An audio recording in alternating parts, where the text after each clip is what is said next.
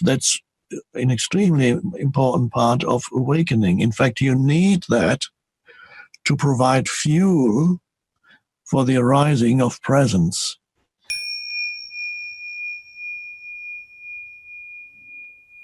Our listener writes, how can we stay present and in touch with consciousness on days when we feel depressed and lack motivation? Right.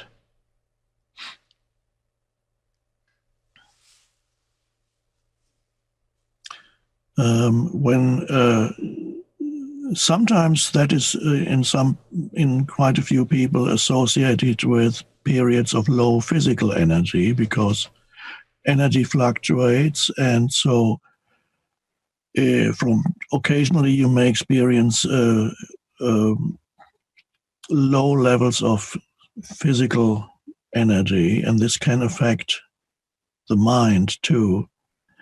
The important thing is, first of all, when you talk about being depressed and so on, to see whether there is what kind of thoughts are being created in your mind during that time. Ask yourself whether, or examine whether the certain types of thinking create that feeling of depression. Thoughts like, oh, it's all pointless anyway, or what's the point of it all? I hate this world. There's no point in even struggling anymore. I'm fed up, completely fed up with life. I can't take anymore. That type of thinking. Are you aware what is the relationship between the emotion that you feel and your thought processes? Are perhaps your thoughts creating that emotion? Or could it be that the emotion is creating the thoughts? So when you are depressed, there will be certain thoughts going through your mind, and probably there will not be pleasant thoughts. So be aware of the relationship between what you're feeling, this depressed feeling of sadness, depression, you feel dejected, and your thought processes. And if in the moment of thinking, those types of thought that accompany the feeling of depression or pointlessness, if you can be there and observe those thoughts, then again, as in the first question, answer to the first question, when you recognize those thoughts, you no longer completely believe in them. You recognize them as a conditioned movement in your mind. And then you may be able to come to an acceptance of whatever it is you're feeling at this moment, without adding the baggage of thought to it. So what remains then is this feeling of perhaps low energy, or it could be an activation of your pain body to some extent. You feel emotion in you that doesn't feel good, but you're then no longer fueling it with your thinking. So if there's enough awareness in you while you're going through a period of depression, allow yourself to feel what it is you're feeling, but be careful that you don't fuel it with your thinking. And if you feel what you feel, that's all you have to do, is surrender to your experience of this moment. You accept your experience of this moment, which at this moment may be not pleasant, but that's what is inside you. So the probably the greatest spiritual practice is to accept whatever it is that you're experiencing at this moment. So if you're experiencing depression, then that's the isness of the present moment. And as much as possible, you step out of your mind and just be the awareness. Observe, it may be the case that there is an addiction in you that periodically arises, and that's the addiction to unhappiness, the addiction to negativity. And that is usually connected with the pain body that needs to renew itself periodically. If most of you will know what I'm talking about, you've read about the pain body, old emotion that still lives in you. Sometimes it's dormant, sometimes it needs to feed, to take in more so that it can stay alive. It's a semi-autonomous energy field in you. And so in the absence of its favorite way to feed is on other people's reactions. So it will create drama, it will push your partners or other family members, people's buttons, so to speak, so that you get a negative emotional reaction.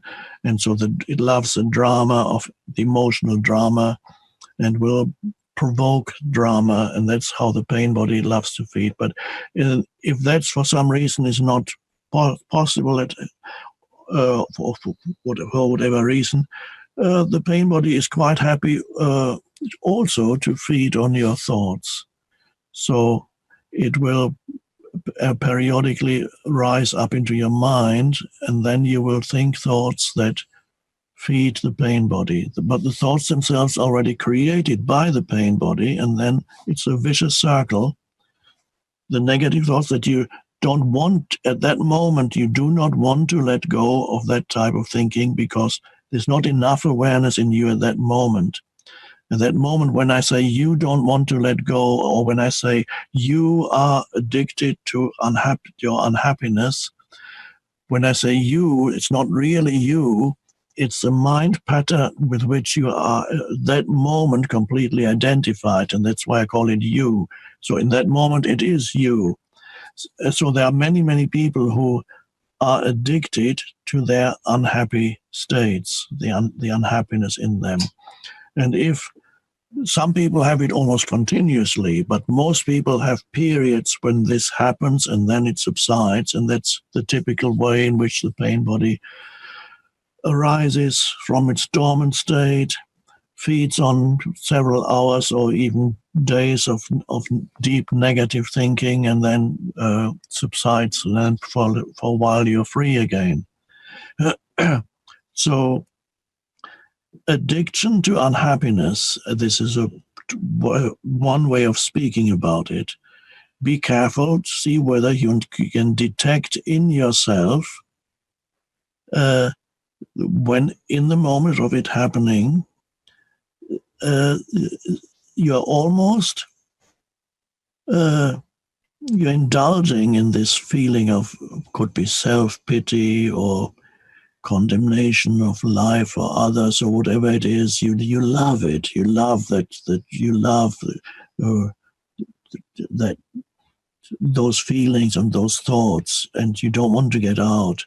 If somebody at that moment said to you to come out of it, you say, "Oh, shut up! I don't want to hear."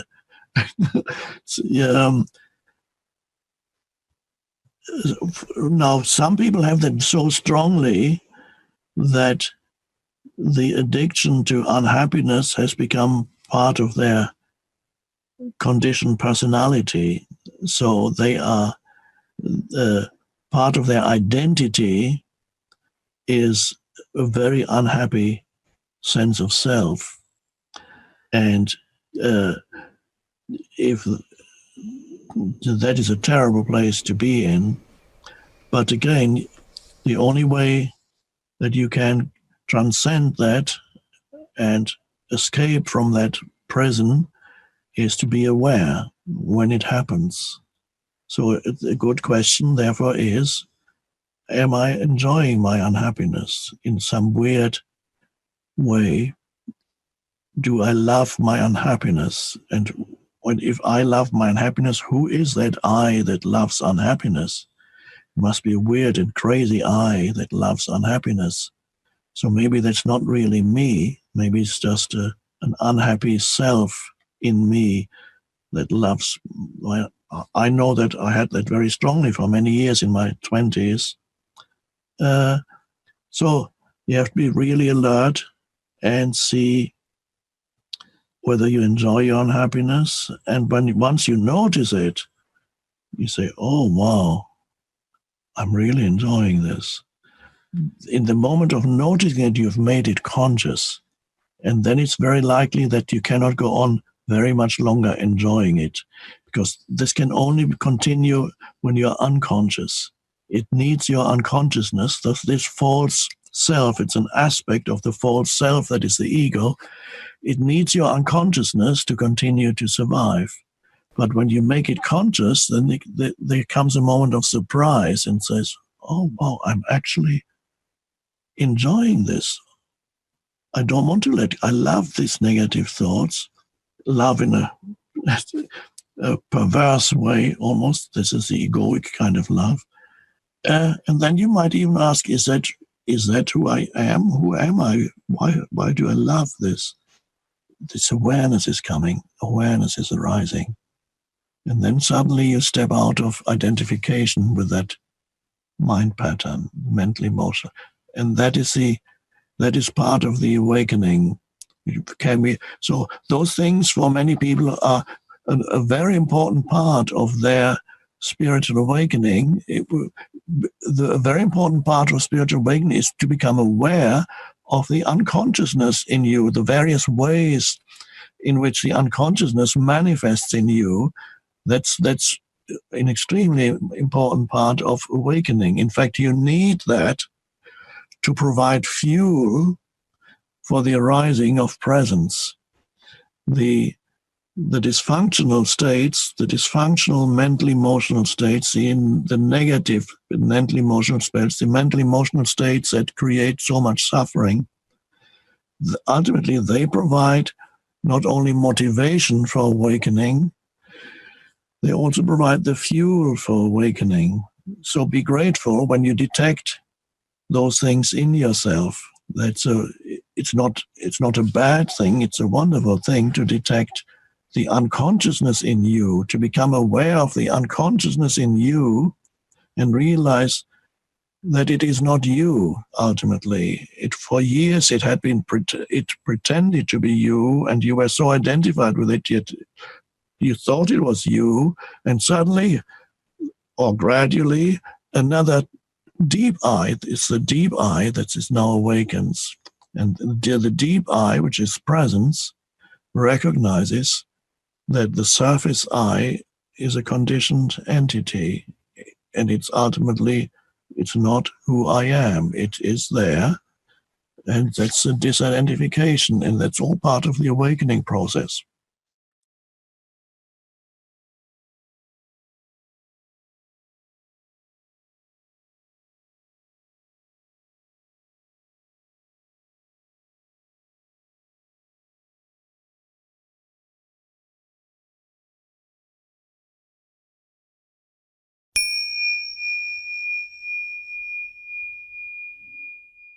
From occasionally you may experience low levels of physical energy, and this can affect the mind too.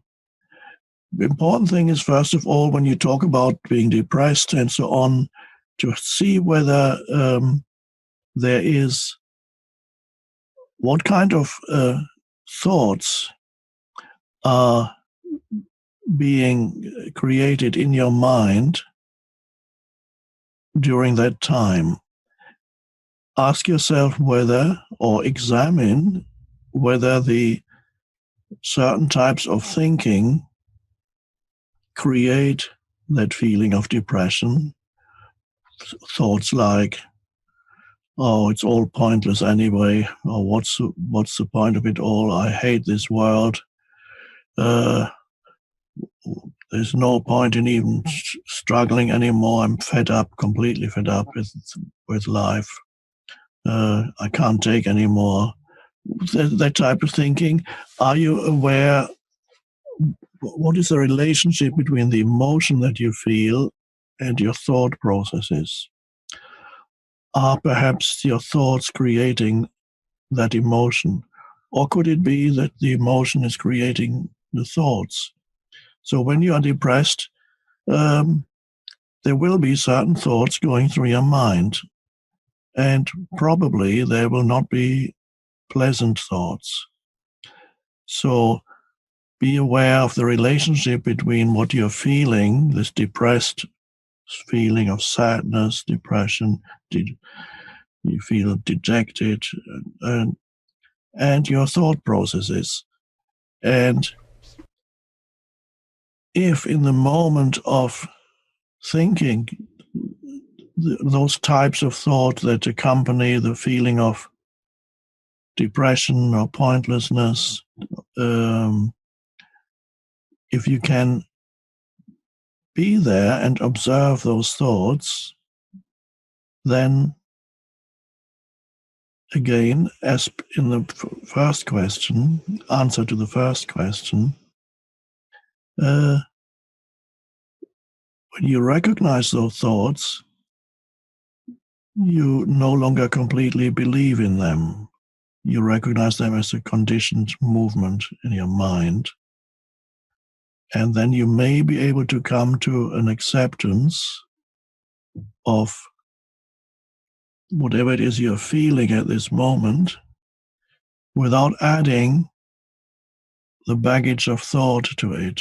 So what remains then is this feeling of perhaps low energy, or it could be an activation of your pain body to some extent. You feel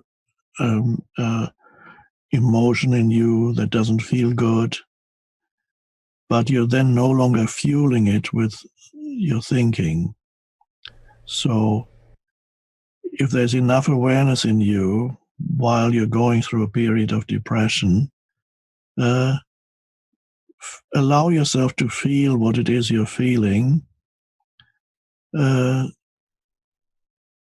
but be careful that you don't fuel it with your thinking. And if you feel what you feel, that's all you have to do is surrender to your experience of this moment. You accept your experience of this moment, which at this moment may be not pleasant, but that's what is inside you. So probably the greatest spiritual practice is to accept whatever it is that you're experiencing at this moment. So if you're experiencing depression, then that's the isness of the present moment. And as much as possible, you step out of your mind and just be the awareness. Observe. It may be the case that there is an addiction in you that periodically arises, and that's the addiction to unhappiness, the addiction to negativity. And that is usually connected with the pain body that needs to renew itself periodically. If most of you will know what I'm talking about, you've read about the pain body, old emotion that still lives in you. Sometimes it's dormant, sometimes it needs to feed, to take in more so that it can stay alive. It's a semi-autonomous energy field in you. And so in the absence of its favorite way to feed is on other people's reactions. So it will create drama, it will push your partners or other family members, people's buttons, so to speak, so that you get a negative emotional reaction. And so that it loves the drama of the emotional drama and will provoke drama, and that's how the pain body loves to feed. But if that's for some reason is not possible for whatever reason, the pain body is quite happy also to feed on your thoughts. So it will periodically rise up into your mind, and then you will think thoughts that feed the pain body. But the thoughts themselves are already created by the pain body, and then it's a vicious circle. The negative thoughts that you don't want at that moment, you do not want to let go of that type of thinking because there's not enough awareness in you at that moment. At that moment, when I say you don't want to let go, or when I say you are addicted to your unhappiness, when I say you, it's not really you. It's a mind pattern with which you are at that moment completely identified, and that's why I call it you. So in that moment, it is you. So there are many, many people who are addicted to their unhappy states, the unhappiness in them. And if some people have it almost continuously, but most people have periods when this happens and then it subsides, and that's the typical way in which the pain body arises from its dormant state, feeds on several hours or even days of deep negative thinking, and then subsides, and then for a while you're free again. So addiction to unhappiness, this is one way of speaking about it. Be careful, see whether you can detect in yourself when in the moment of it happening, you're almost you're indulging in this feeling of, could be self-pity or condemnation of life or others or whatever it is. You love it. You love that you love that those feelings and those thoughts, and you don't want to get out. If somebody at that moment said to you to come out of it, you say, "Oh, shut up! I don't want to hear."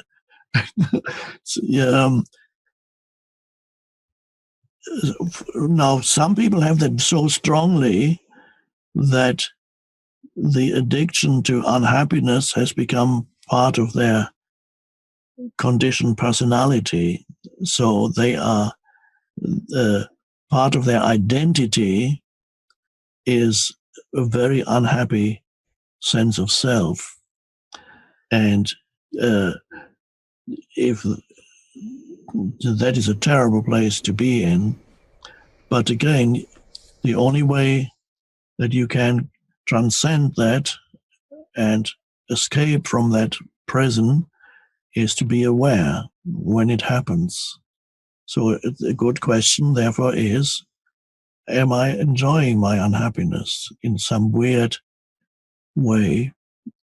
Do I love my unhappiness? And if I love my unhappiness, who is that I that loves unhappiness? It must be a weird and crazy I that loves unhappiness. So maybe that's not really me. Maybe it's just an unhappy self in me that loves. I know that I had that very strongly for many years in my 20s.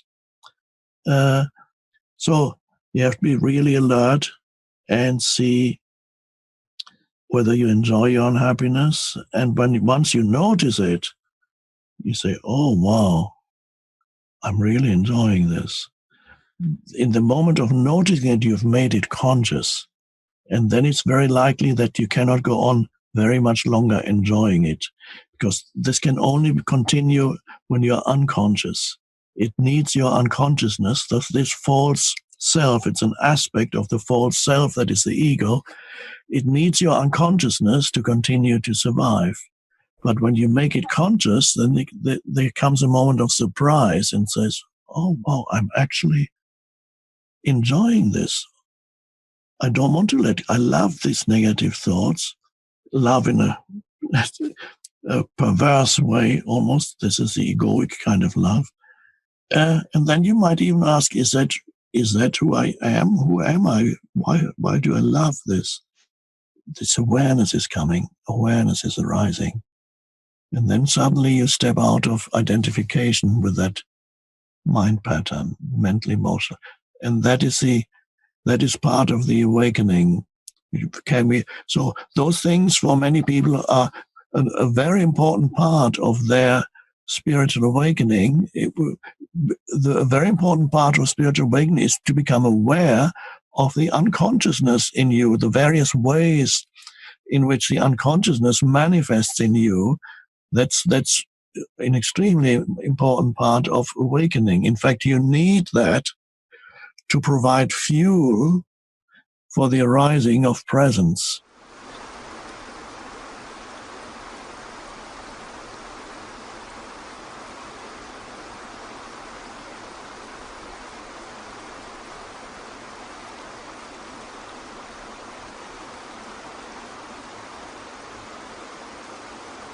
By recognizing that there is, let's say, irritation, anger, or anxiety in you, you are no longer completely identified with it. Whenever you are impatient, trying to get somewhere, waiting for something impatiently, what's the next thing I have to do? And now I have to do that. And you're pulled in all kinds of directions. What's now? Oh, now I have to do that and that and that. And there's always the pull towards the next thing. That is, I call that sometimes you lose yourself in doing. Doing is necessary, obviously, you need to do, but to lose yourself in continuous doing is a serious dysfunction, but it's so normal that nobody realizes it. So what if you lose yourself in the doing, there's always another, and this is how stress arises. Stress is the gap, in the gap between now and later, the projected then, now and then, in that gap arises, the stress arises. So the mental projection towards future creates the stresses between where I'm here, but I want to be there. And for many humans, that is their predominant state. They are here, but they really want to be there, either there in space or time. It's amazing, and even you, awakening beings, may still, sometimes or often, find yourself in that state where you suddenly realize that the whole day you've been stressed about this, that, and that, and that. The world makes so many demands upon you. You need to deal with this and this and this, amplified by the gadgets that we now use, which is an amplification of the dysfunction through this. And you lose yourself in the doing. You become completely uncentered and basically lost. There are many, it happens even to children already at an early age these days. And many children are suffering from attention deficit disorder and so on, which means their mind is being pulled always away from the present moment. So lost in doing. Lost in doing really comes back to lost in thinking. Thinking underlies doing. So you're lost in your thoughts about the world. And then you engage in all kinds of activities propelled by thought that now I need to do this, now I need to do that. So the basic condition still for most humans on the planet, so fundamentally, yes, they are lost in doing, they lose themselves in doing, but basically it means they are lost in their mind, in the movement of thought. What now? You identify then, they identify with every thought that arises, and many thoughts are about future or the past. Not that many thoughts are about the present moment. And if they are about the present moment, then it is an interpretation of the present moment that is completely determined and colored by your past conditioning. So, very interesting to observe in oneself this tendency to deny, devalue, disregard, reduce the present moment to a means to an end. It's always a means to an end, but it's never recognized for what it is in itself.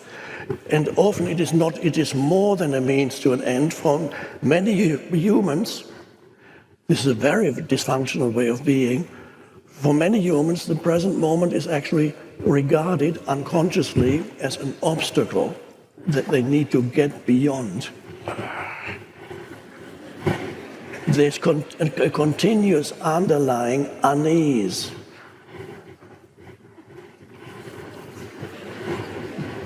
And what's the next thing that's going to go wrong? I know it's going to happen. Lost in the mind, lost in thought. There was an Indian teacher who described the essential human condition as lost in thought. And of course, that's how it is. This movement of thought gives you your sense of identity. Then the unease, the uneasy narrative, the problematic narrative of me and my life. I have to think about this when I wake up in the middle of the night, and I carry this heavy burden of my problematic life. For many humans, their identity is unconsciously regarded as a problem to be solved. I am a problem that I'm looking for a solution to this problem that I am. And of course, then you go to a therapist.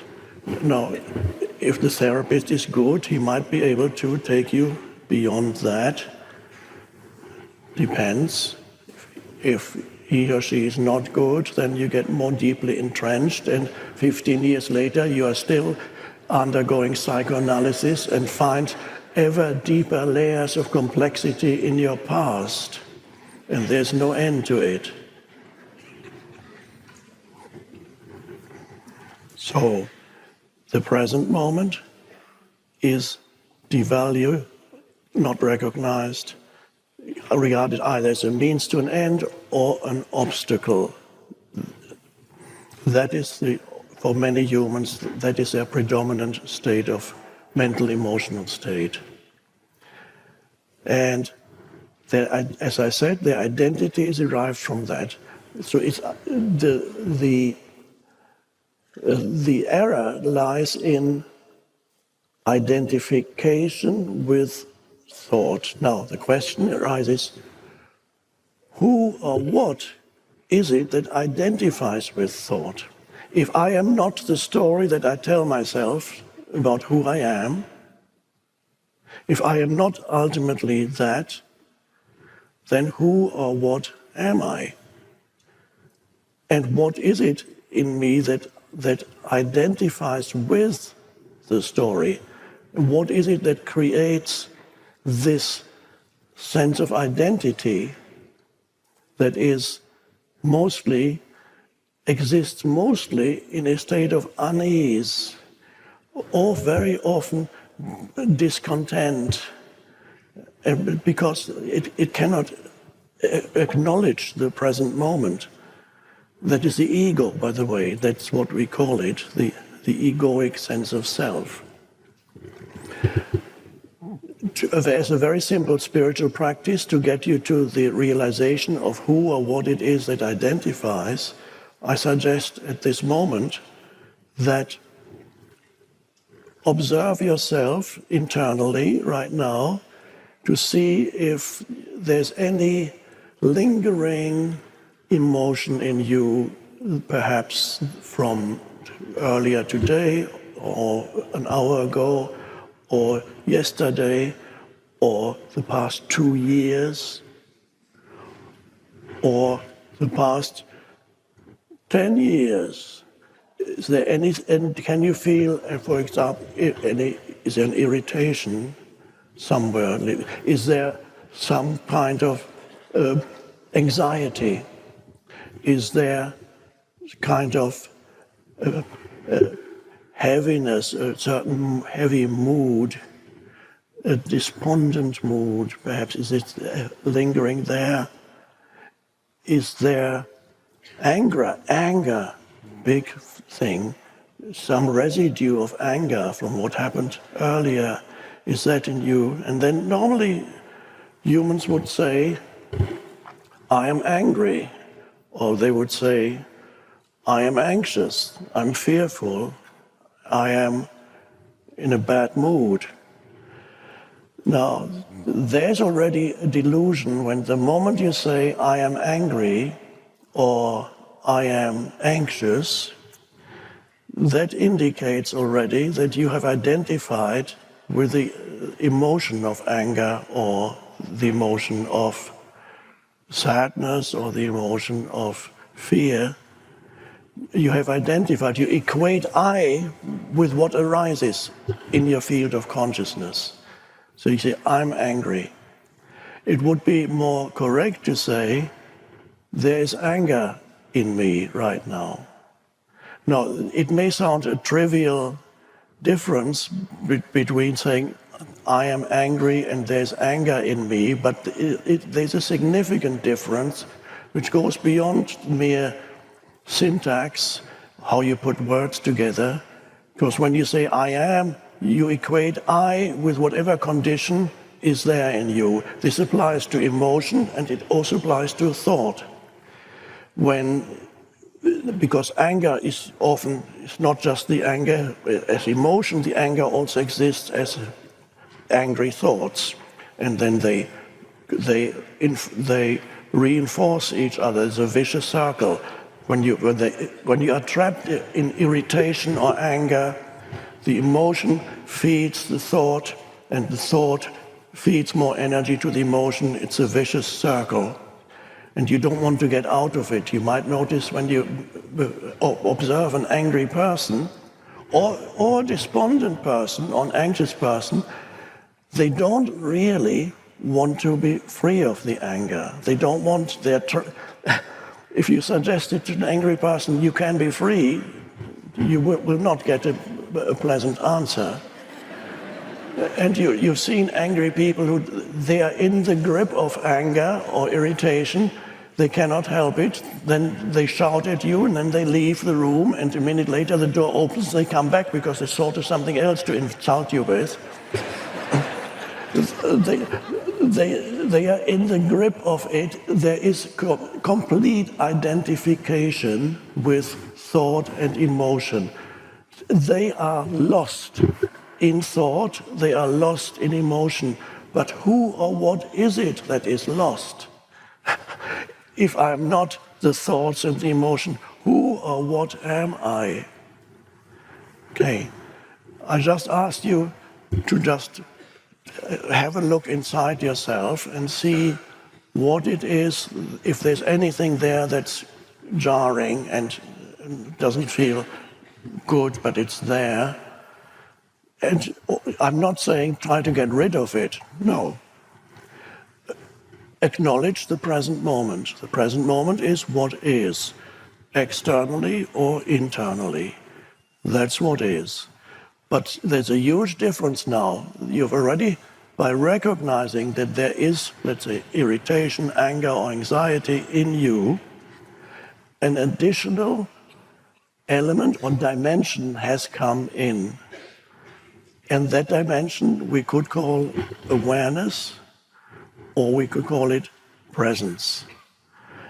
And the moment awareness comes in, you are no longer completely identified with it. One could say, I sometimes describe it as, let's say, there's the anger, and as your awareness of the anger comes in, there's a little bit of space around it. That's the awareness. The awareness knows that there's anger.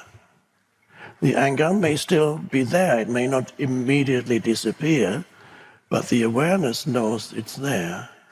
Or whatever else it may be. The arising of awareness is spiritual awakening.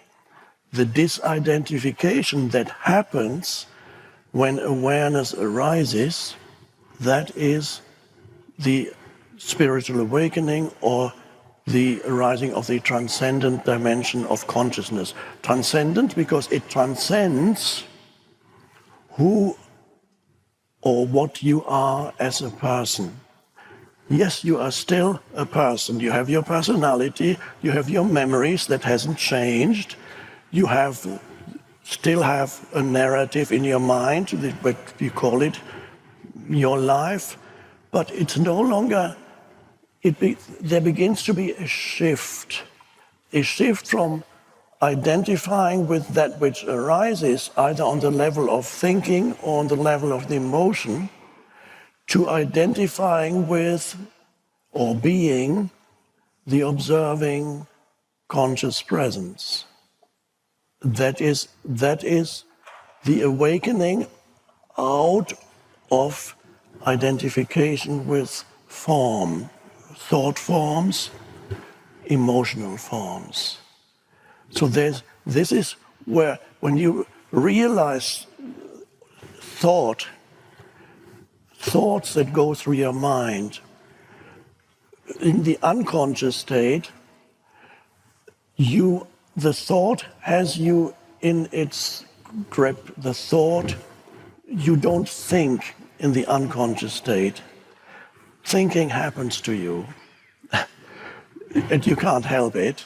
The thinking mind does what it wants to do, and you don't even know that there's anything other than the movement of thought in you, because you're so in the grip of it that there's nothing beyond that.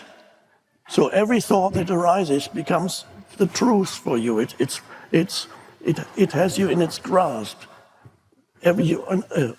One way of putting it is that you believe in every thought that comes into your head, no matter how crazy. Suddenly that's how it is.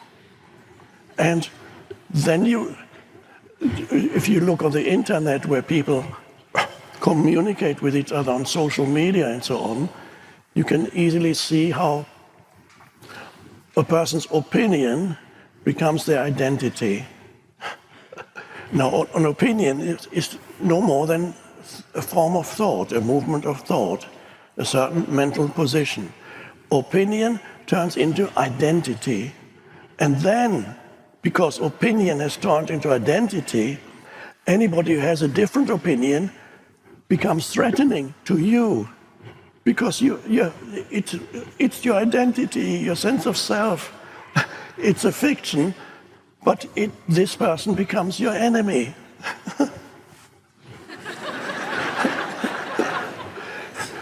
So when thought becomes identity, then anybody who questions the thought that you had identified with is the enemy. And that's a deeply unconscious thing for human beings to be trapped in, a very unconscious state, and it wreaks havoc on the planet because it also happens collectively. Identities, there's a collective identity too, in groups of people, nations, tribes, religions, or movements within religions, and so on. So to free yourself from that is spiritual awakening.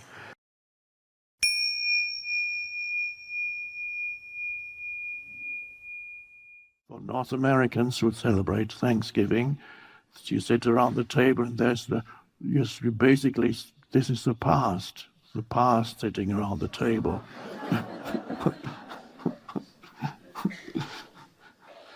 Some people dreading it. Christmas too. Oh no, not because you're facing the living past. So it's a miraculous thing and again, one could say that is the real meaning of forgiveness. It's not so much a mental act, mental acrobatics. They say, okay, you've done dreadful things, but I'm so spiritual that I forgive you.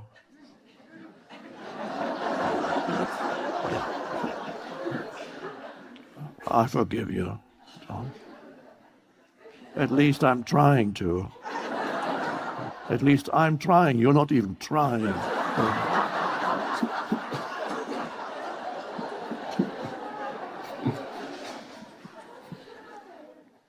Why do I always have to be the first? It's always the same. You're lost again. So forgive you is not so much a mental, to formulate certain things in your mind and then trying to live up to a certain thought in your mind, which is very difficult, if not impossible. But the real forgiveness is to enter that state of presence so that you're not a personality that's conditioned by the past, and then you can meet the person, and even the person who did something to you, if you choose to meet them. You don't have to meet a person who did bad things to you, but the question is, does that person still exist in you as a mind form, as a thought form, or a mental emotional entity? Does this person who did bad things to you still live in you? Even they might even have passed away already, but they live in you as a mental emotional entity that you carry. It's actually like a little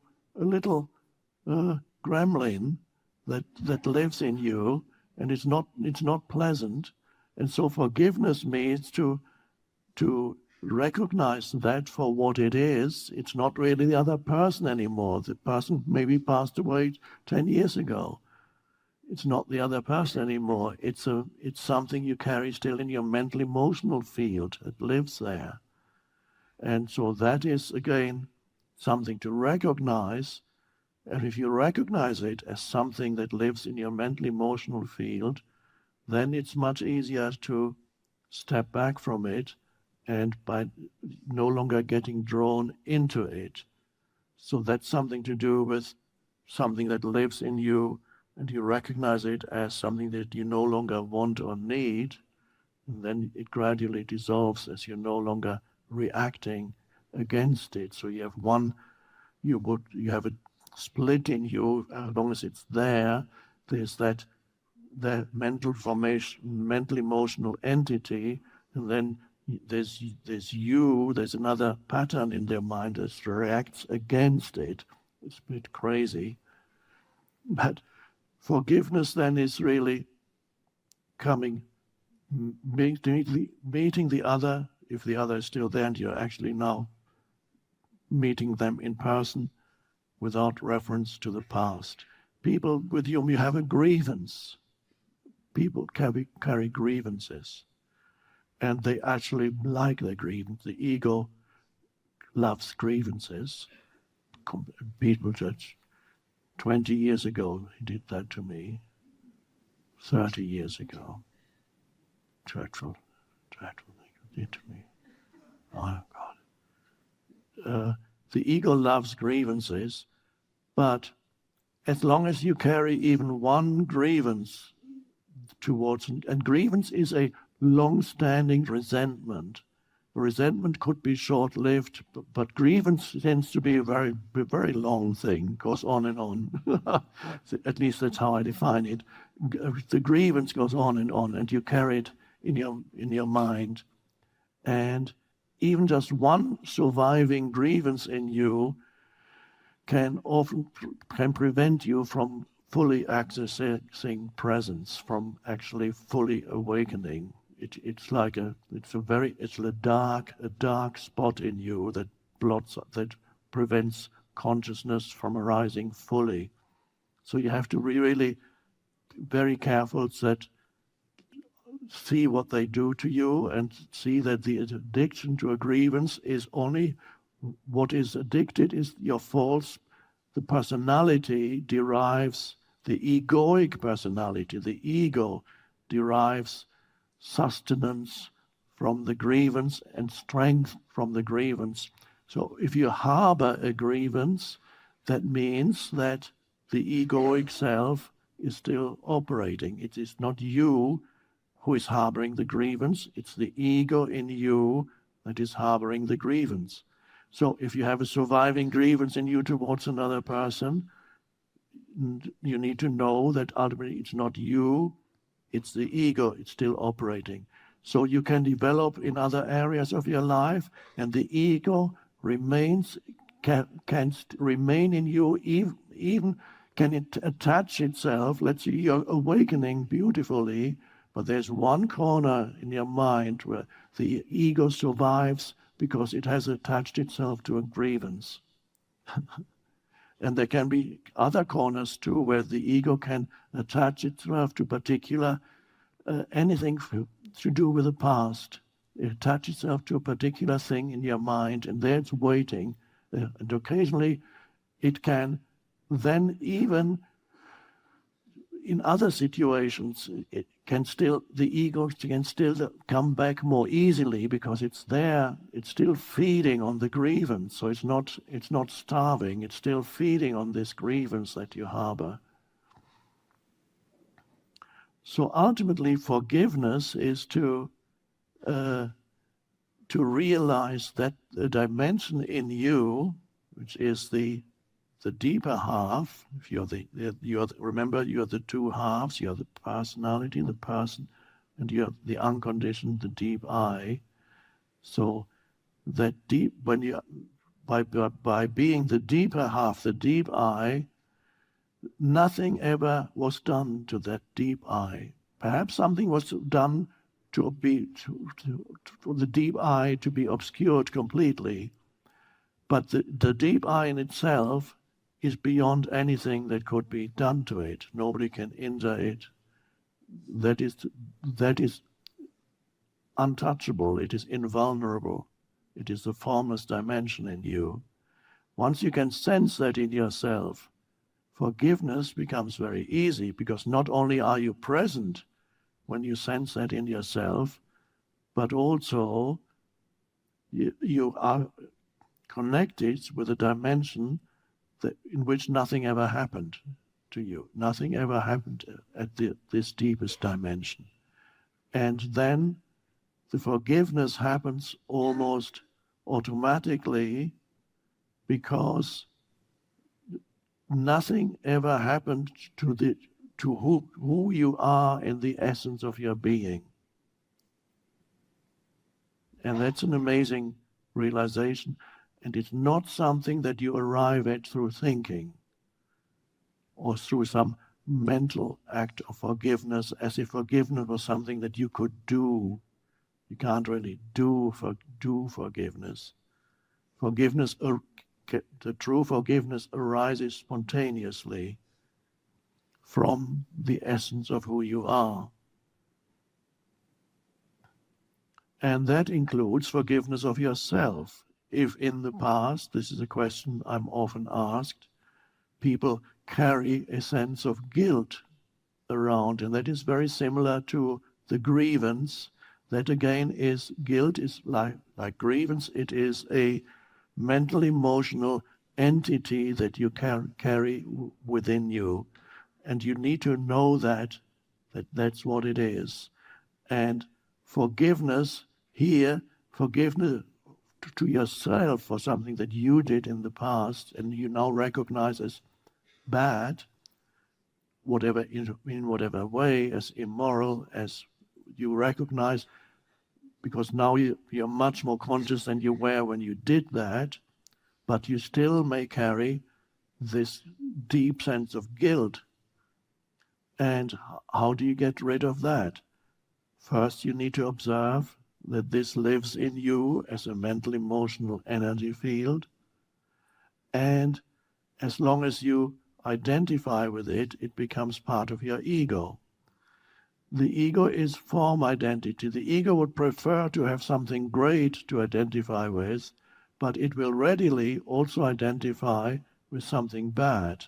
And then you have a conceptual identity of yourself as a person who is bad. I'm a bad person because I did that. Conceptual sense of self, conceptual reality again arises, and that does not help anybody. It causes you to be stuck in ego and unconsciousness. So again here, guilt dissolves, Guilt involves forgiveness of yourself. Again, it's not something you can do. It's something that arises when you go deep enough so that you realize the essence of who you are. And you, of course, as you know, you realize it beyond conceptualization. The essence of who you are is presence, conscious presence, alert, stillness, awareness.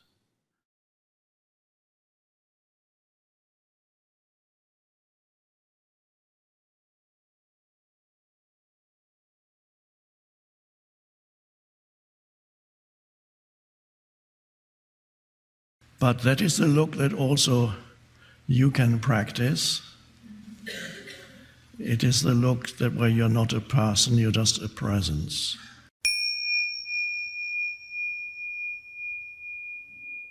I've been looking at this folder. It has questions in it. People submit lots of questions. So I will answer perhaps a few. And from tomorrow, we are open, or I am open to receiving questions from you that arise spontaneously or that you've kept at the back of your mind for a long time, wanting to ask, and it still hasn't dissolved. It's beautiful, by the way, if a question dissolves that you've had, which means, well, you could still ask it, but it's no longer of vital importance.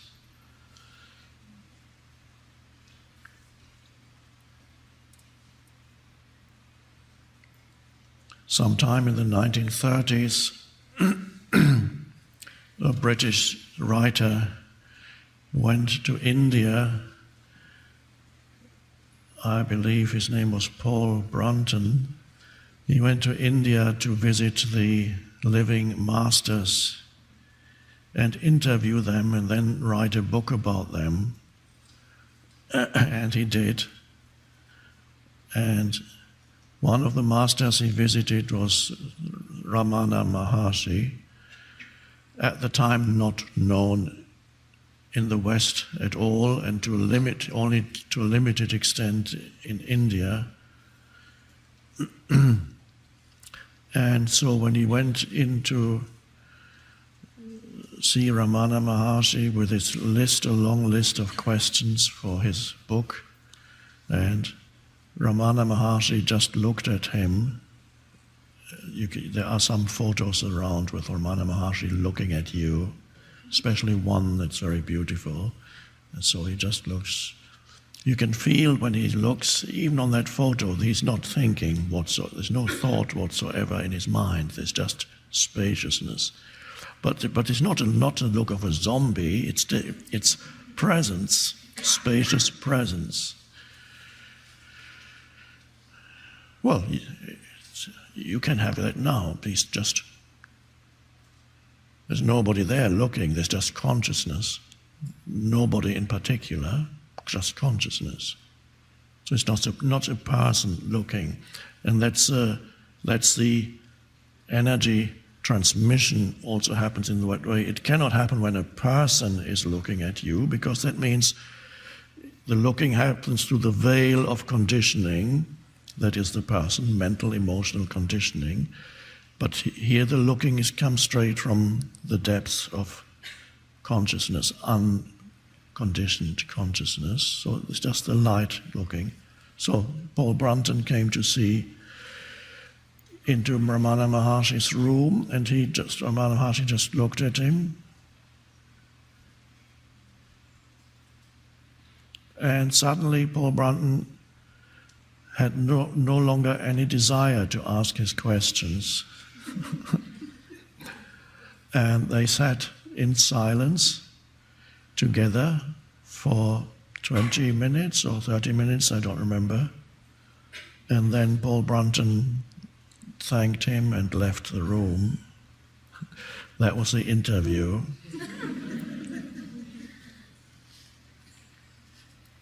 This happened again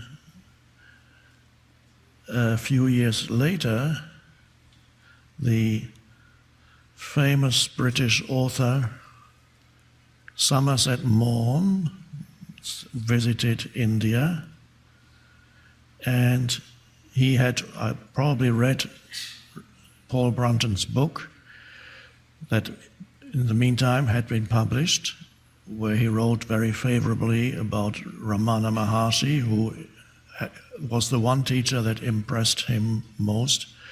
So Somerset Maugham came to experience the presence of this master, probably to write about him, because whatever Somerset Maugham did and whoever he met, he would write about them later. He continuously was collecting notes making notes about people.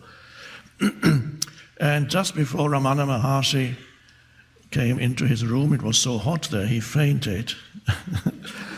And not Ramana Maharshi, Somerset Maugham fainted. They carried him into a room to put him on a bed there to regain consciousness. And then they told Ramana Maharshi, there's a famous British author who came to see you, but he fainted. And Ramana Maharshi said, okay, I'll go to where he is. And when Somerset Maugham opened his eyes, there was Ramana Maharshi sitting, looking at him.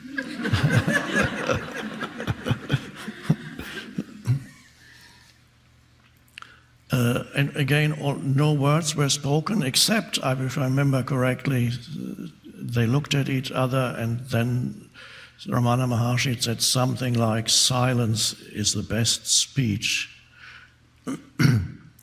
And that was about it. That was the meeting of the famous British author with the spiritual master. And of course, yes, he did write a book, and Ramana Maharshi appears as a character in that book, and although he doesn't, of course, under a different name as a master. And if you're interested, the book is called The Razor's Edge, a novel.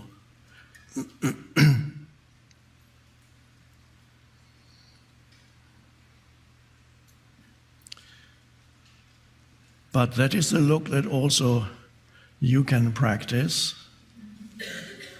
It is the look that where you're not a person, you're just a presence. And when you look at a tree or the sky or a flower or another person, if that's not too difficult, if you look at them and there's no mind activity, just an underlying presence as the backdrop, so to speak, to your sense perception, then at that moment, you're not a person looking at the world, you are consciousness looking ultimately at itself, its own creations, because everything is consciousness that has taken a particular form, a temporary form. There's only the one underlying all forms. And in that looking, there's not only the absence of the person, there is also the presence of presence. And that means whatever you are looking at, you sense something that is deeper than the surface appearance of that thing that you are looking at. In the case of a plant or a flower, yes, there is the surface beauty of the flower or the plant, but there is also something that the eye cannot see. There is a beautiful quote that is, I believe, from a book called, is it The Little Prince? Saint-Exupéry, is that the author? And there's a quote, it says, what is essential is invisible to the eye. What is essential is invisible to the eye, this eye. It does not only refer to the visual sense, it also refers to all the other senses. So what is essential, the essence of things, of human beings, of yourself, of a tree, of a dog, the essence of the thing is you cannot see or perceive with the senses. So if you only perceive through the conditioned mind as the person, then all you ever see or perceive with the other senses is the surface, never the essence of that life form. So what is essential is invisible to the eye. How can you become aware of that which is beyond the sense perception, that the deeper dimension of things, which for many humans alive now does not exist, and the majority of scientists would probably, there are maybe some exceptions, but Einstein was an exception, but the majority of scientists would probably deny that there is such a thing as a deeper dimension to things. But eventually they will come around. If not this generation, when this generation is dead, the next one will come around. So then you look at something, at a tree, a flower, and that presence of presence through which you're looking recognizes something of itself in that which you're looking at, and that is the dimension of depth. And that is where you feel connected, or a better word, where you feel that sense of oneness with that which you are looking at. No longer the separation. When you're looking through the conditioned mind as a person, there's always a sense of separateness. Whatever you're looking at is the other. And there's always a sense of otherness. And that sense of otherness is the absence of love in the deepest sense. You cannot love the other in that state of consciousness. You can try, or you might convince yourself for a while that it's working, but it won't last. So, to sense something deeper that is within, that is the essence of that life form, that adds a depth to all your perceptions. It's no longer a surface reality. Everything has a depth to it, and that depth, in traditional spirituality, is called sacredness.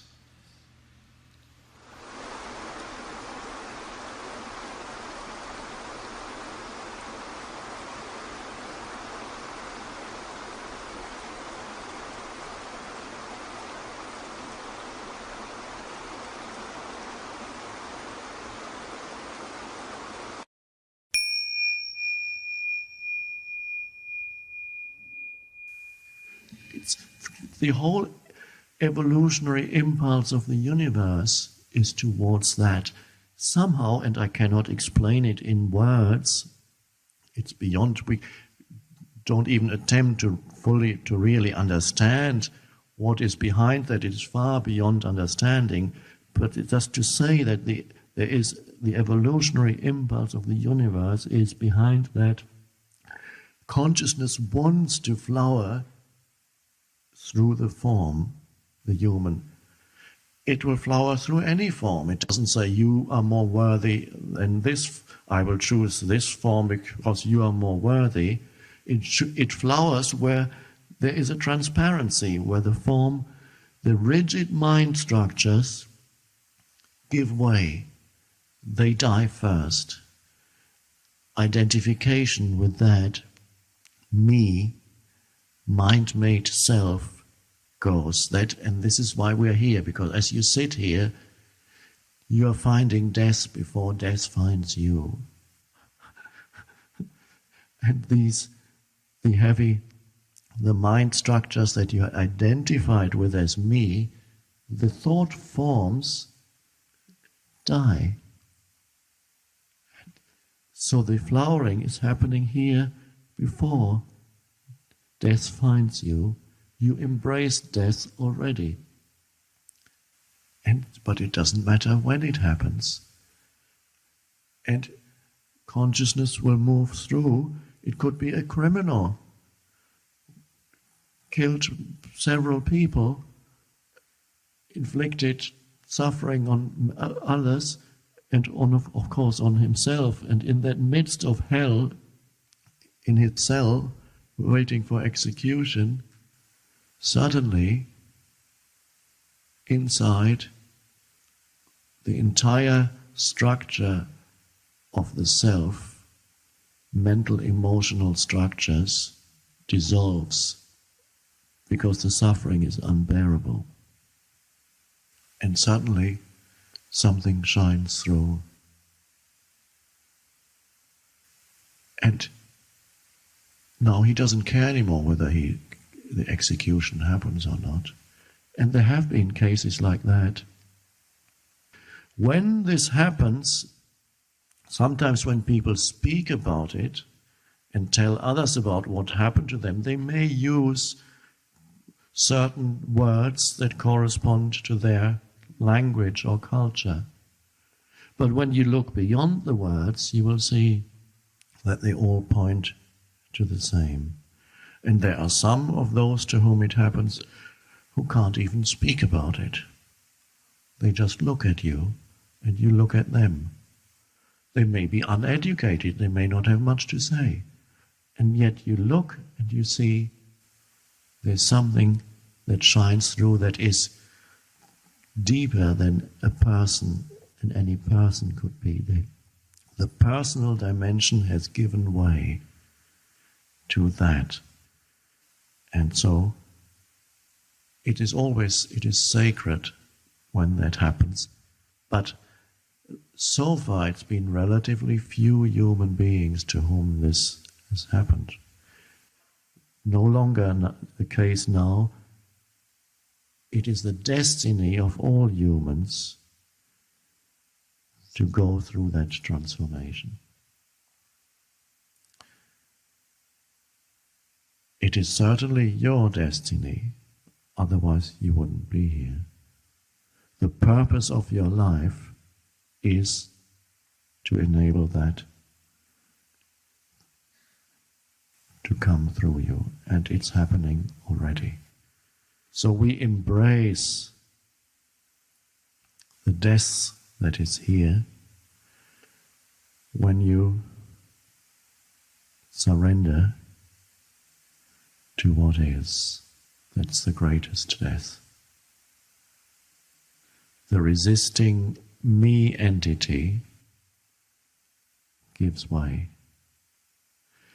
You can surrender through suffering, or you can surrender through voluntarily through the yes to what is, which, as we saw yesterday, takes you beyond the form. You are no longer reactive to a form. So the yes, that simple thing, takes you beyond form. And I pointed out yesterday, often that which you say yes to is some form of limitation, because it's form. And that in other cases, that which you say yes to may be some form of death, some form of loss. And that is particularly powerful. Any kind of loss or death leaves an emptiness behind when a form is no longer there.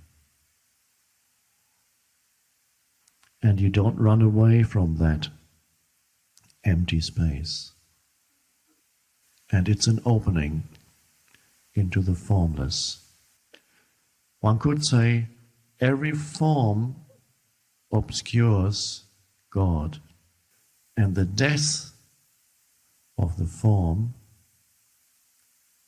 enables God, which is the formless one life, to shine through.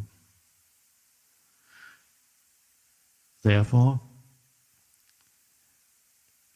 death has long been recognized as sacred in ancient cultures who had not denied death, whereas the modern culture, modern Western civilization, denies death.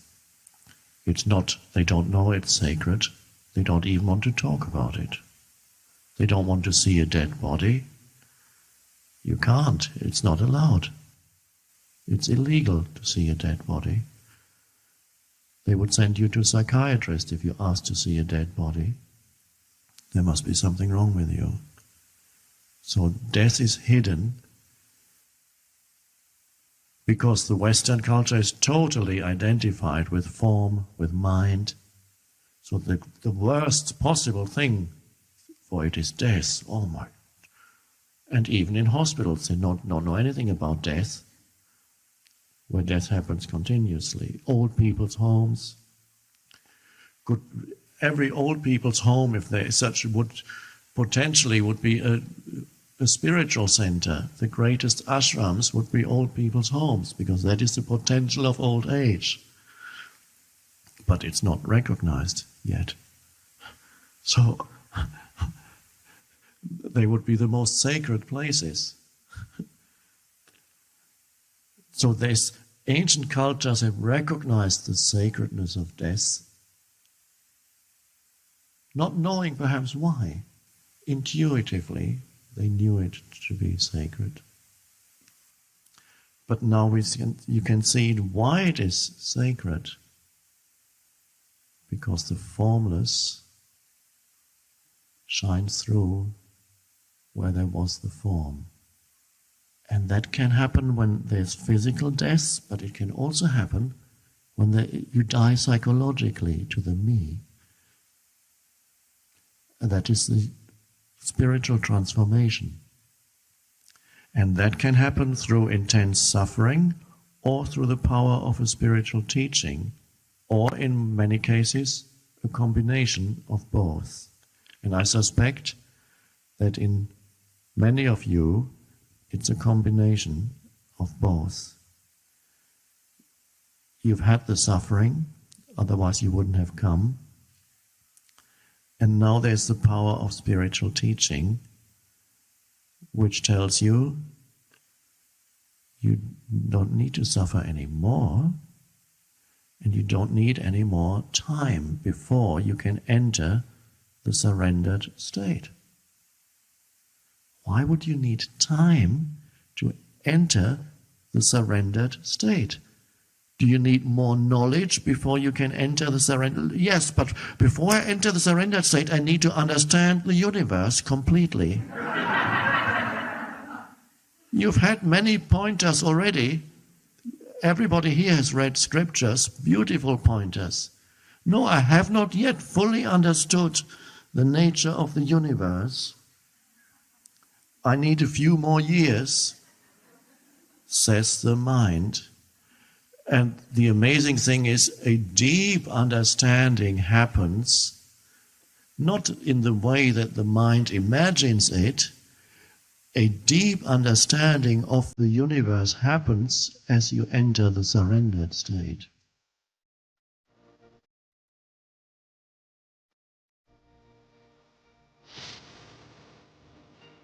This mind-made sense of self is also much more focused on the negative than the positive.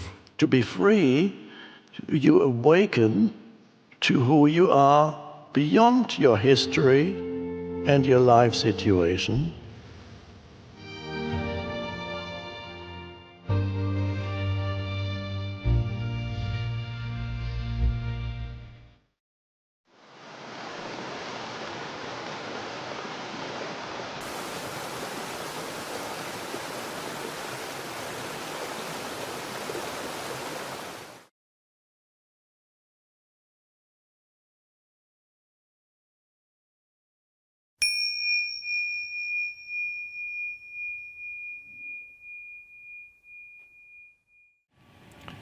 Here's a question about the teachings of a spiritual teacher called Joel Goldsmith, who taught in the 50s and 60s. He wrote books like The Infinite Way and other books using Christian terminology, but going far deeper than the kind of Christianity you would encounter in most churches. So he's taken Christian terminology and use it in a deeper sense. I studied Goldsmith's teachings for many years before I came to your teachings. He was very much a healer, a spiritual healer, this is true. Now I'm in a healing field, massage therapy, and would like to hear you talk about healing, physical and spiritual. I can get involved in trying to fix my clients' aches and pains and need guidance. Yes, that's interesting. Healing, physical healing. Physical healing not infrequently comes naturally with the arising of presence, and not only physical healing, also the likelihood of being ill diminishes as presence grows, because many illnesses are actually caused by dysfunctional states of consciousness, which are egoic, and dysfunctional states of consciousness affect the body in a negative way and decrease the body's ability to fight disease, the immune system. So not all illnesses, of course there are other reasons why people become ill, but very often a dysfunctional state of consciousness makes you, generally a dysfunctional state of consciousness makes you much more susceptible to disease. It does not mean that when you are present there is a guarantee that you will never become ill. As the body grows old, at some point, it is in the nature of things, at some point something will fail. At least so far it's happened to humans. I'll let you know if it doesn't happen to me.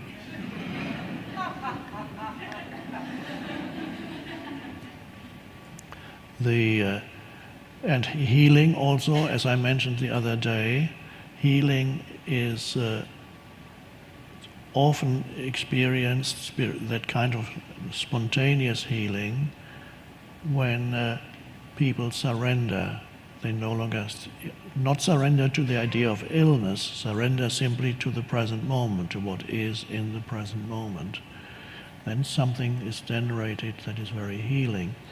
Peace itself is healing. To be in a peaceful state of consciousness is healing. So that is all true.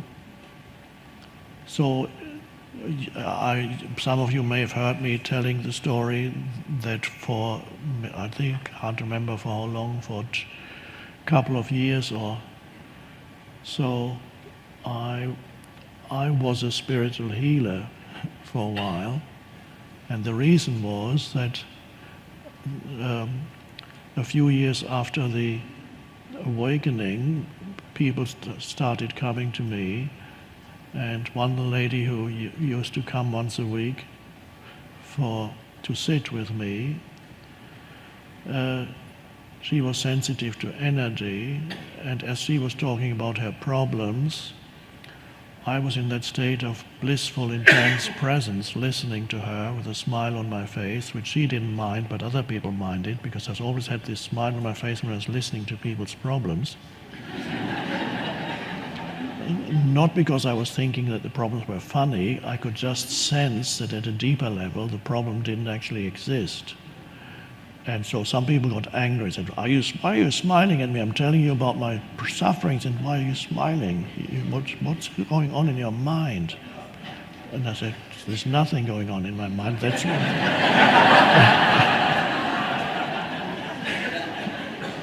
and that's why I'm smiling. So I was sitting with her, and she was talking, and suddenly she stopped talking and said, "Oh, you're doing healing on me." I said, "Am I?" And she said, "Yes, I can feel it. It's just wonderful." And she didn't talk for a while. And then she felt so much better. And then she said, "You're a healer." I said, "Oh, I didn't know that." And then she recommended that certain people should come to me by word of mouth. It started with her. "You must go to this spiritual healer. He will free you of your pain, your illness, whatever it is." And more people came to me who said, "Oh, I've got this pain here. Can you take that away? I've got migraine headache. Please help me. I've got a lump on my foot. Please remove it." And for a while I did it. I kind of was present. That's the only way I could do. And then a few people experienced healing. Some didn't. And then more and more I realized most people that were coming now just wanted to be relieved of certain symptoms, illnesses. They didn't seem that interested in awakening anymore because they wanted to be free of their pains, physical pains, which is fine too. But I realized that that was not my function in this world, and so I said, I'm no longer a spiritual healer.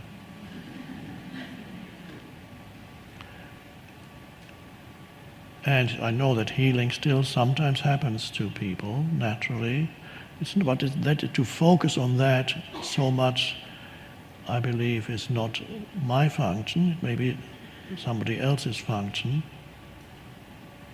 Joel Goldsmith is a great teacher, was a great teacher. One thing where his teaching was perhaps slightly unbalanced is there was an excessive emphasis on physical healing, and that was always regarded as a criterion for how successful you are. And apart from that, his teaching is great,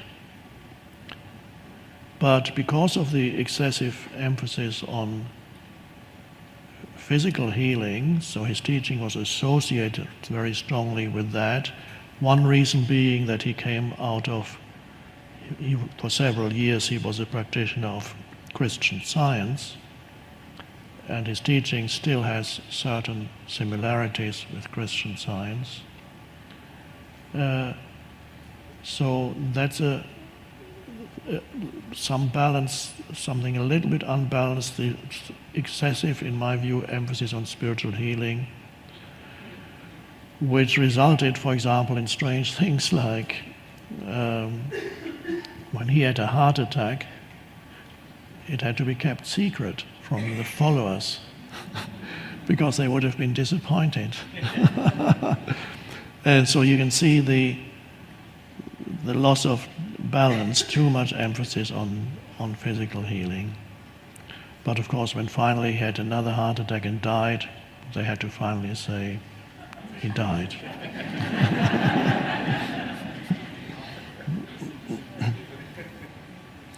But if you disregard that, then it might help you.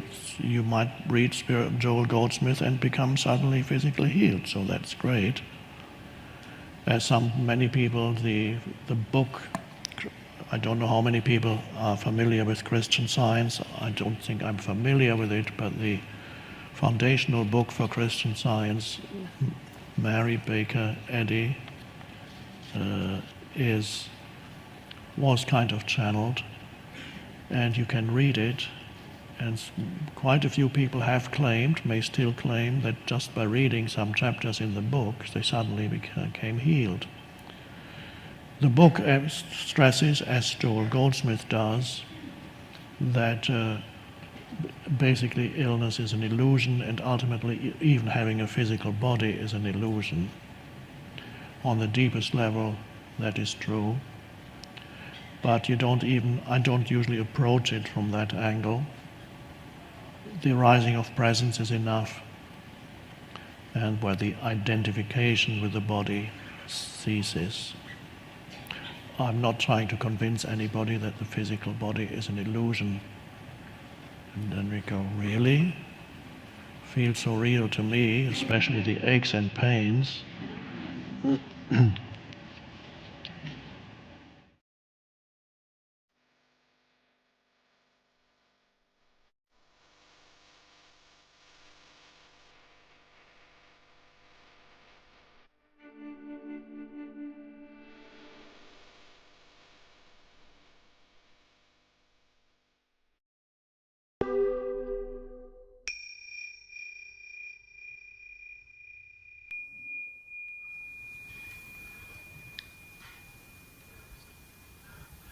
I am trying to understand why a person would attract others who ultimately betray them.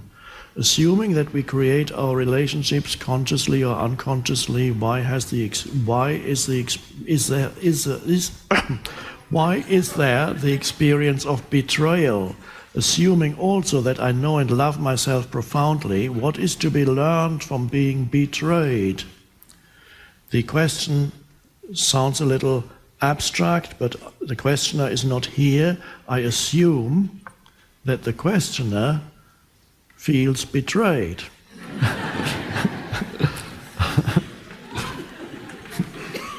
By someone. And since the questioner is a woman, perhaps she feels betrayed by a man. Perhaps, maybe it's by a woman.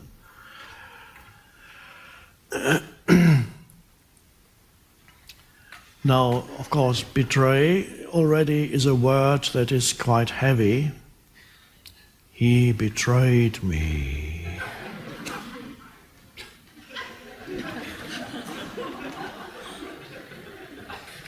She betrayed me. There's already a huge amount of heaviness and story in that.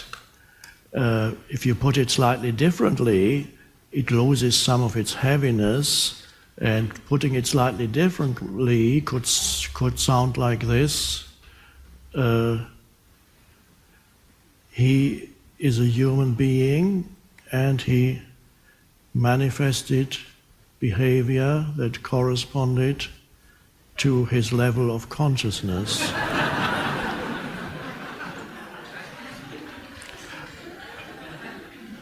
At that particular time when he did it. Perhaps at other times when I met him, he seemed to be at a better, higher level of consciousness.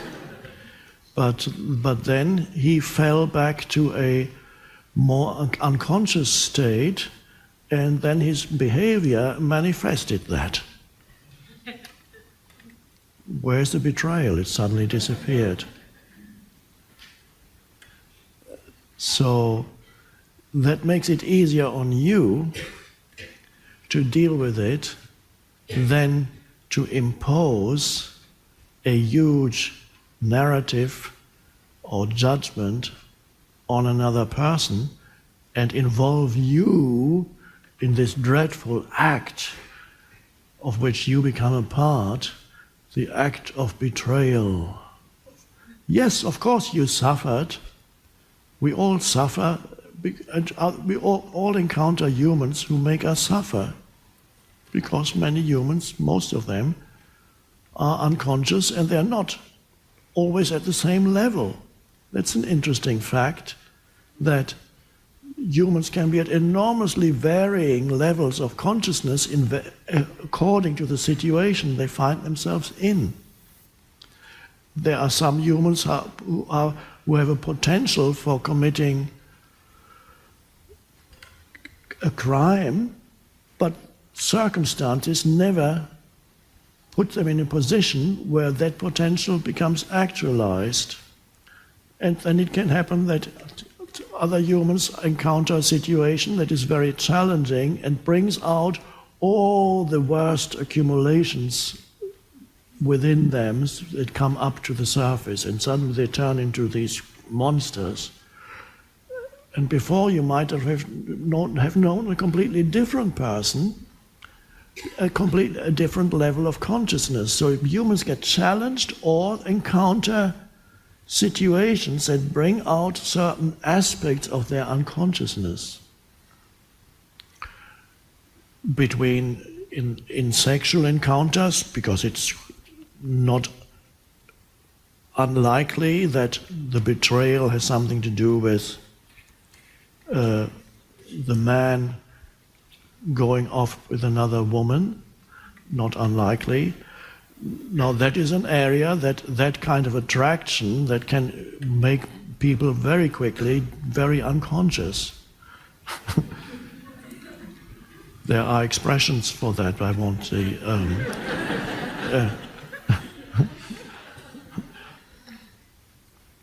So,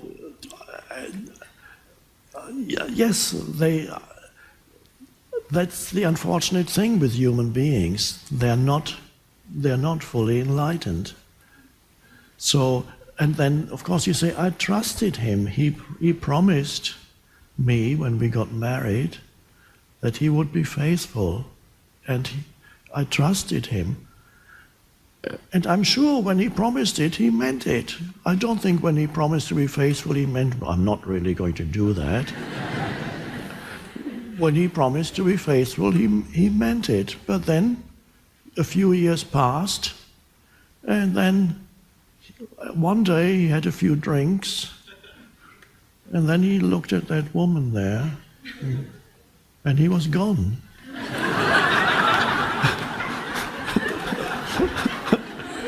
Completely unconscious. And again, in Jesus' words, forgive them, for they know not what they do.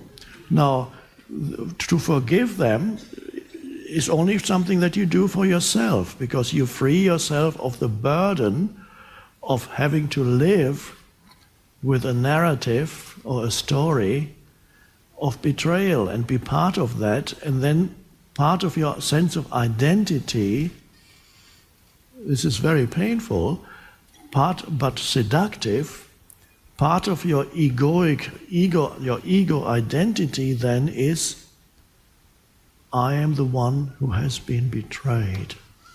And that's a dreadful burden to carry in your sense of self. So if you believe in that story that your mind has created, the act of betrayal, he betrayed me, so you're setting up for yourself an enormous amount of suffering, because that story will become part of your sense of self. And if that's the case, then even it will influence and color the way from now on in which you relate to other men or women or whatever it is, can easily color that. So you have to be very careful and see what you're doing to yourself by creating these stories. They, on the conventional level, they are true. You can say, he betrayed me. That's a conventional way of using language, but it's not the real truth. You might have heard of Byron Katie, the spiritual teacher. She always questions whatever thoughts the mind produces, and that's a wonderful thing, because otherwise you might feel tempted to believe in every thought that comes into your head. He betrayed me. And of course Byron Katie would ask, do you know that for sure?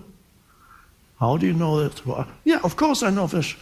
And then eventually, if it works, the person is meant to disidentify from the thought that the mind has created and become free of being trapped by this thought, which really means consciousness is trapped by this thought that the mind has created.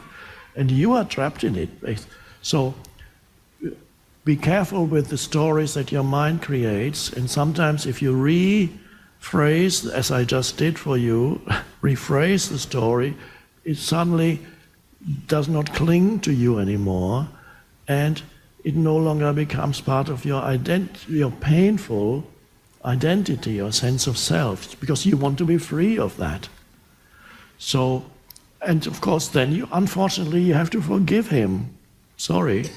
You have to, that is part of it, when you realize, yeah, he was unconscious, forgiveness comes, and that's fine. It doesn't mean you want to start all over again, or maybe you will, but probably not. Because unless a shift has happened in him, the same kind of thing might happen to him again next time he has a drink and sees a woman.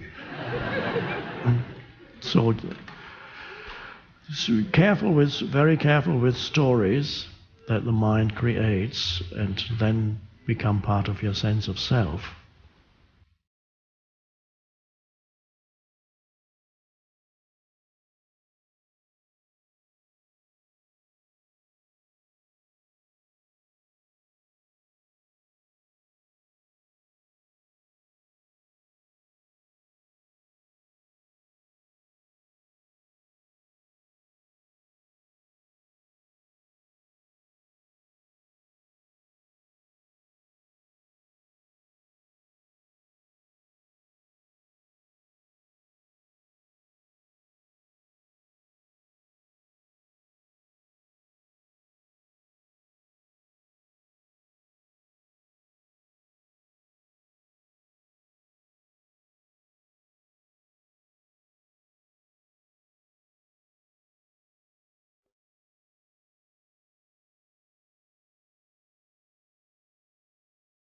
But when I get really afraid of losing all my money in the stock market, of getting sick or losing a loved one, how do I handle that? Fear again. The question is about fear. How do I handle the fear of catching a disease, of losing many things? Many people are experiencing not only the fear now of the virus, they're also experiencing the fear of the repercussions of what's happening. Businesses are closing down, or everything is closing down. It's a very strange thing that this is happening. It's like an enforced closing down of the busyness, not just the business, but the busyness of the world, an enforced sudden ending of all that. Many planes are not flying anymore. And some cities are empty of people. Suddenly, as if because until this happened, the world was absurdly busy. One thing after noisy, busy. Everything was in movement. Everything was lost in the world, lost in the minds. And suddenly, as if somebody said, "Look, let's turn it off for a while." Oh, enforced stillness almost. Exactly what millions of humans actually need to experience. It doesn't mean that they will automatically also experience the inner stillness, but there is a possibility of an awakening for many if they can go beyond the fear, the fearful thoughts. But how do you go beyond the fearful thoughts? Well, it requires a little bit of awareness. But if you are here with us, you probably have that awareness. What I mean by that is the awareness of what's going on in your mind. To recognize, rather than total identification with what's going on in your mind, you have in the background an awareness of what's going on in your mind. Very different, because it's a different consciousness, a different dimension of consciousness, the awareness. It's not the same as a thought. The awareness can recognize what thoughts go on in your mind, and you realize, I'm thinking all these useless thoughts, but that realization, I'm verbalizing it now, but because we are communicating through language, but that realization that all these useless and destructive thoughts are going through my head, that is a realization that is not verbal. It's pre or post-verbal, because it comes through the awareness. And there's a simple recognition that what's going on in your mind is not helpful. It's making you fearful and unhappy. So it is to be tackled there. All these, the problem that he mentions, or he or she mentions 3: fear of losing all my money, or my savings, my investments, what I've been saving, of getting sick, or something bad could happen to a loved one. So you have fear for yourself, you have fear for others, and of course, all these things are not happening now, the things that you fear, but they could happen, says the mind. So I better think about it now, because in case it does, of course, if they did happen, you would face the situation. With the power of your conscious awareness, you would face the sickness, you would face the loss of money, and you would even face the loss of a loved one or the suffering of a loved one. With the power of your presence, you can face that. But what you cannot do, you cannot overcome these problems or face them because they only exist in your imagination. They haven't even happened yet. Therefore, there's absolutely nothing you can do about them. In fact, they will simply amplify. The more you think about them, the more they become amplified. It's a totally illusory realm that is making you suffer. And so if there's a minimum of awareness, you can suddenly become aware of what it is that you are doing to yourself. Well, it's not that you're voluntarily doing it to yourself, but one could say it is happening to you. So you become aware of what is happening to you, because the thoughts in your mind, virtually all the thoughts in the absence of awareness, happen to you. They are not voluntary. So people say, I think this, I think. You don't think, the thinking happens to you. When you're not aware, you're at the mercy of thought. You're at the mercy of the energy field that what we call thought. It lives in you. You are possessed. You don't know it. The moment you realize it, that this is not the fearful thinking, isn't something that you do, because if it's something that you do, you say, yeah, I'm doing it, but I can't stop it. No, you are not doing it. It happens to you. So some people say, well, perceive it as, well, why am I doing this to myself? Well, that's already, it's a good first step. Why am I making myself suffer by thinking all that? And then the next step is you realize, well, it's not really me doing it. It's the self-serving thought forms that are swirling around in my mind continuously, that are making me unhappy, that have no useful purpose. I'm not helping myself or anybody by thinking these things, by projecting bad things that could happen. And so with the awareness of what's going on in your mind comes the first time a moment of freedom. Because before you had no free will. Without awareness, you have no free will. You're at the mercy of a conditioned mind. So what do? So you have recognized that what's been happening to you fulfills no useful purpose. That's an important realization, because before there is an assumption in the unconscious mind that unless you worry a lot, then you're not controlling your life. There is the delusion that the more you think about useless, you don't know it's useless. The more you think about the problems of your life, then you need to continue thinking in order to hold it all together. You need to really worry, or the problem of the world. If you don't worry, then your life will fall to pieces. It's the underlying assumption. Of course, it's a delusion. So the worrying, the fearful thinking does not want to end. You need to know that it has a momentum. And you cannot fight it. If you fight it, you make it stronger. You give it added energy. So it's not by willpower that you can stop it, or as I just said, you can stop it briefly, but not for long through exercising willpower.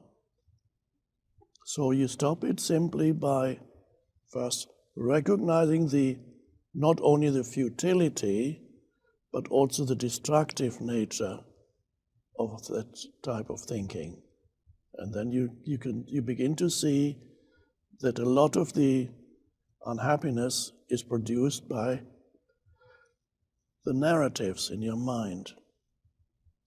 And at that moment you have a choice. You can continue being dragged along in the stream of fearful thinking, or you can say, my choice is now to take my attention away from fearful thinking. I'm verbalizing it. But where does it go? If the fearful thinking wants all your consciousness continuously. It says, no, I'm letting go, I want it. And then you say, no, I don't want to go that way anymore. It's very simple. You bring your attention somewhere else. You need something at first. My recommendation is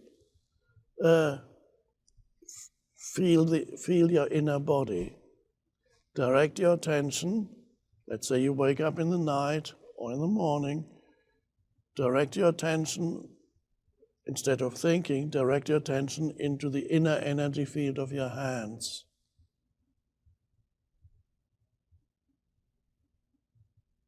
And then you hold it there. Doesn't require willpower, it's just a simple decision. And you hold it. You feel the inner aliveness in your hands. Becomes an anchor for stepping out of mind, being present.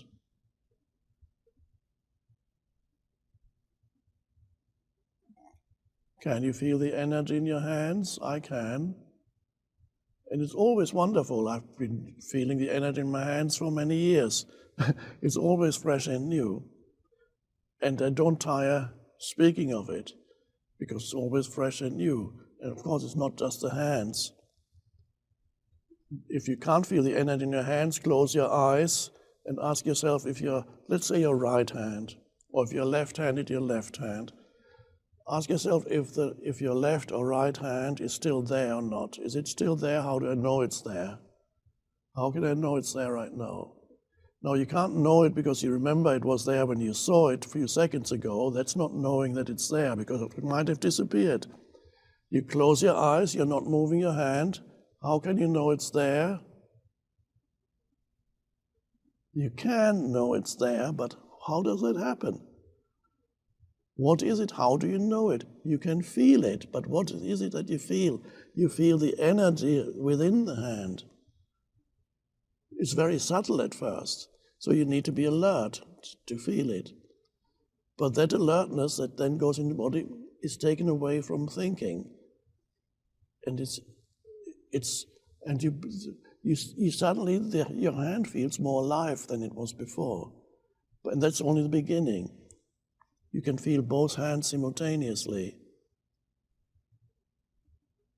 And then you realize you can also feel other parts of the body, your feet at the same time, and legs. And then you become aware of a all-pervasive sense of aliveness in the entire body, energy field. Yep. And the amazing thing is, by the way, you may also become aware that you're breathing, because that's connected with the body. You're breathing into the body. And the breath flows in and it flows out. And the more you become aware of your body, the more you become aware of your breathing. The more you become aware of your breathing, the more you become aware of the body. There's a wonderful aliveness there. And what happened to your mind activity? It subsided almost completely or completely, because you cannot be aware of inner body and at the same time think. few fragments maybe there of thoughts, but not a sustained stream of thinking. It's not possible, because all your attention, your consciousness has gone away from the conceptualizing mind into the inner body.